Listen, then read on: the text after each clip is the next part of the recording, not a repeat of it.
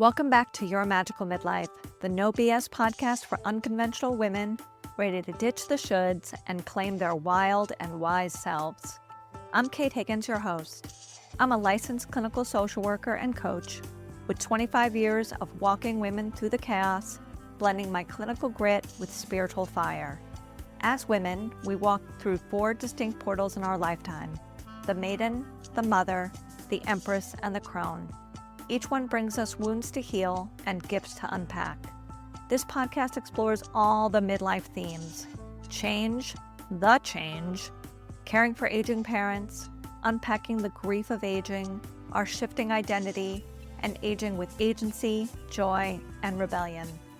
I'm here to help you heal the wounds, flip the scripts, and step into your life that's been waiting for you. Let's get real, raw, gritty, and unleash some magic. I've been thinking a lot lately about something I don't hear talked about nearly enough: the complexity of being an ambivalently childless woman in midlife. Not happily child-free, not desperately grieving, but somewhere in the messy middle, where there's relief and sadness, certainty and doubt, freedom and a strange kind of longing, all sitting in the same room. I know this place very well. I never fantasized about being a mother when I was little. I was not one of those little girls that had a play stroller and a baby doll. I wanted to be something glamorous. I wanted to be Barbara Eden in I Dream of Jeannie, or Charo, or Marilyn Monroe. I wanted to live a life of glamour and magic where I could make my own rules. And so in my 20s, I chased excitement, art, nightlife, and freedom.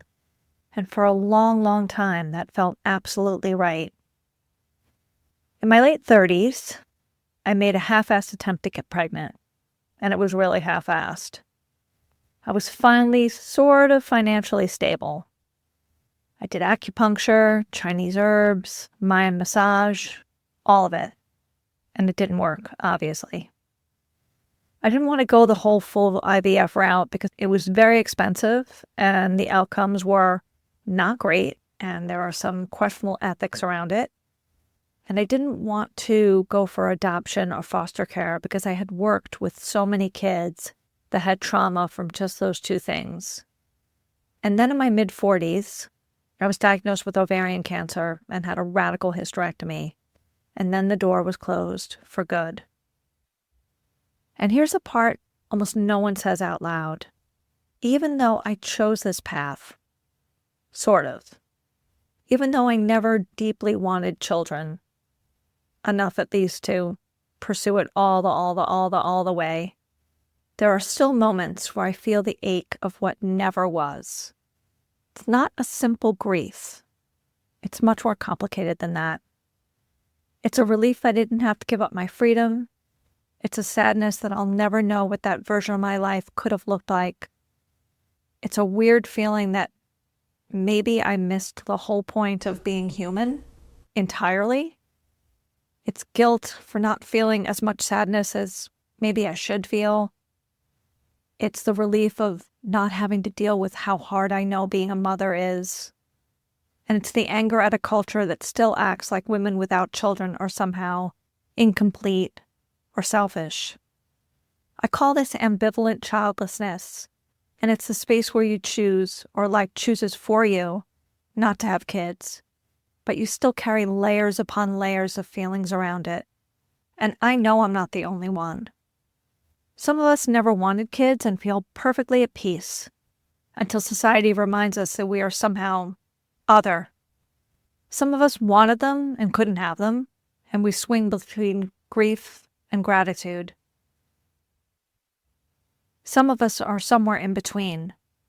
We could have, but we didn't. We tried to, it didn't work out.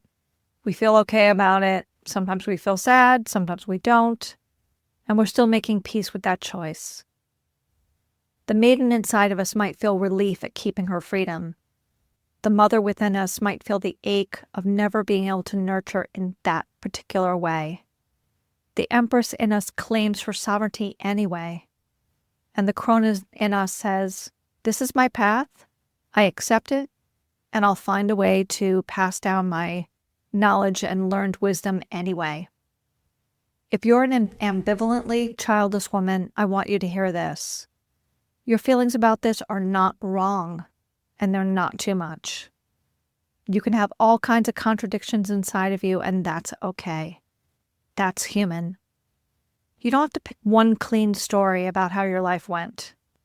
You're allowed to feel the grief, the relief, the sadness, and the longing, all in one breath.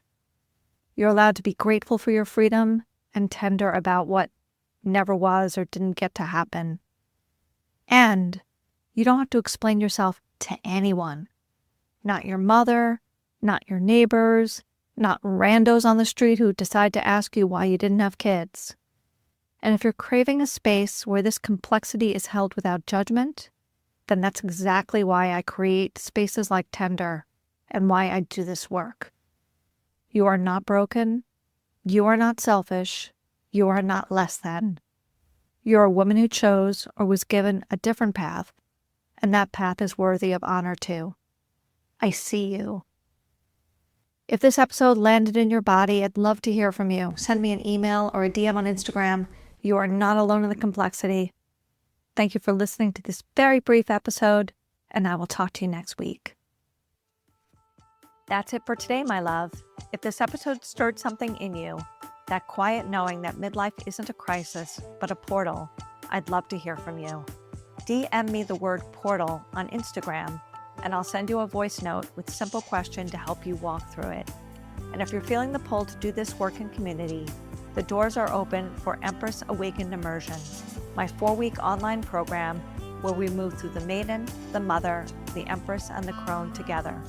Spots are limited, so if it's calling, don't wait.